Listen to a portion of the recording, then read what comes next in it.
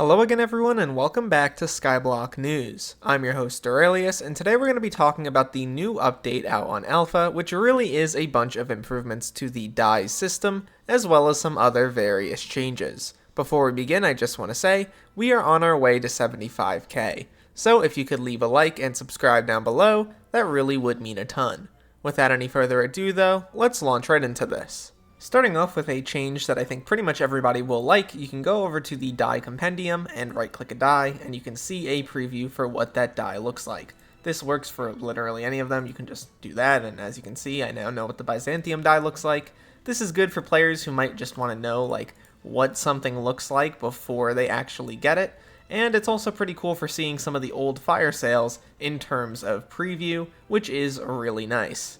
We're also here on the forums very briefly. I'm not going to go super in depth here, but the TLDR is that many of the dies have had their drop rates changed. Periwinkle is now more common, same thing for Midnight die. The Iceberg die now only drops from winter sea creatures, and it's generally not too bad in comparison. The Aquamarine die now drops only from traditional sea creatures. Pelt die got made way more common, same thing for Frostbitten die as well. Celadon die also got made more common, and you can now get it from Blobbersis in the Bacte fight, which is pretty cool. Nadeshiko die became more rare, which I am totally fine with. It was super common beforehand.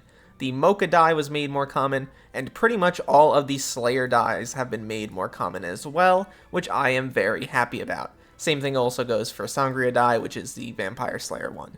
This also can be said about the Tentacle die, which is for Kudra, also got made more common, and they've made a bunch of other ones down here more common as well. I believe the Holly die has been made twice as rare, which is generally fine. I don't think anyone was complaining about that, but the TLDR here is that most of the dies have been made easier to obtain. There have also been a bunch of other positive improvements, notably for dungeon players. Icefill now rewards 2 blessings instead of 1, and it only spawns on floor 7, and previously it was on floor 3 or higher.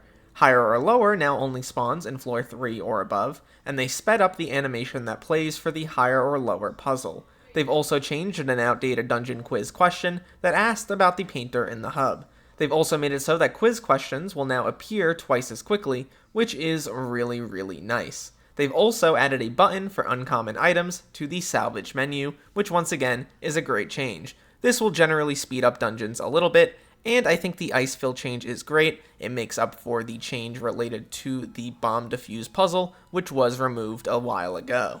There have also been a few other interesting changes. If you head over to Bestiary and look at your island, you can find the new Bat Bestiary. They've also made it so that you can track Boss Corleone separately from the Grunt Bestiary, which, by the way, kills have been tracked retroactively, which is really nice. They've added a hard cap of 2 billion mithril, gemstone, and glaciite powder in essence, and they've also buffed the amount of glaciite powder you're getting from lapis corpses, tungsten and umber corpses, and vanguard corpses, which is really cool. Finally, they've also added a Diamond Jacobs contest emblem for getting a diamond medal in every single contest, which is pretty cool for those who actually enjoy farming.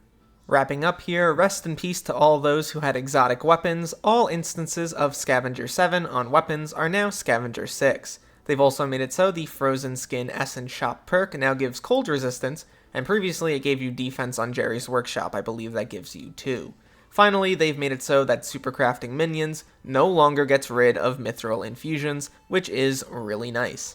Generally, I think the changes today are really solid. I hope we see the mining update come to the main server fairly soon. All of the mining features are currently on the alpha as well, so you don't have to worry about that. It's not like it's been scrapped or anything like that.